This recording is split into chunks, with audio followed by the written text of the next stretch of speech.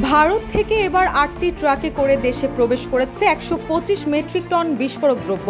২৪ জানুয়ারি বিকেলে ভারতের পেট্রোপোল স্থলবন্দর হয়ে এসব ট্রাক বেনাপোল স্থলবন্দরে প্রবেশ করে।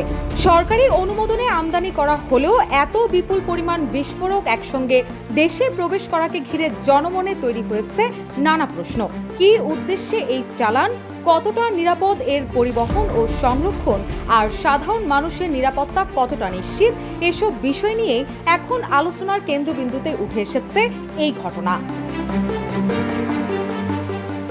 জানা গেছে, দিনাজপুরের মধ্যপাড়া গ্রানাইট মাইনিং কোম্পানি লিমিটেডের খনি থেকে পাথর উত্তোলন ও খনন কার্যক্রম পরিচালনার জন্য বিস্ফোরক দ্রব্যের এই বিশাল চালানটি আমদানি করেছে রাষ্ট্রীয় প্রতিষ্ঠান Madhyapara granite mining company limited. চালানটি সরবরাহ করেছে ভারতের super Shiva Shakti chemical private limited. এদিকে বিস্ফোরক আমদানির বিষয়টি স্পর্শকাতর হওয়ায় বন্দর এলাকায় বিশেষ নিরাপত্তার ব্যবস্থা গ্রহণ করা হয়েছে।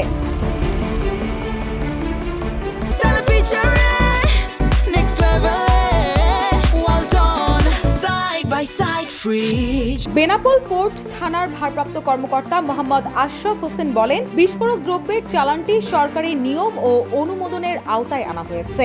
এছাড়াও বন্দর এলাকায় সার্বক্ষণিক পুলিশ ও আইন শৃঙ্খলা বাহিনীর নজরদারি রয়েছে। তিনি বলেন, এতে নিরাপত্তার কোনো ঘাটতি নেই এবং সাধারণ মানুষের আতঙ্কিত হওয়ার কোনো কারণও নেই।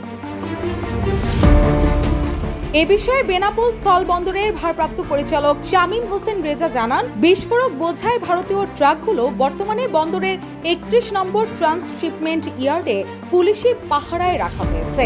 কাস্টমস হাউসে আমদানিকারক প্রতিষ্ঠানের C&F এজেন্ট প্রয়োজনীয় কাগজপত্র দাখিল করার পর আনুষ্ঠানিকতা সম্পূর্ণ হবে।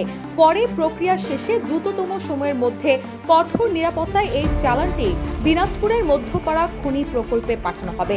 এ বিষয়ে সংশ্লিষ্টরা জানান, এত বিপুল পরিমাণ বিস্ফোরক একসঙ্গে আমদানি ও পরিবহন একটি স্পর্শকাতর বিষয়। তাই পুরো প্রক্রিয়ায় সর্বোচ্চ সতর্কতা, স্বচ্ছতা এবং নিয়মিত তদারকি নিশ্চিত করা জরুরি। রুশা সুর, নিউজ ডেস্ক, ইত্তেফাক।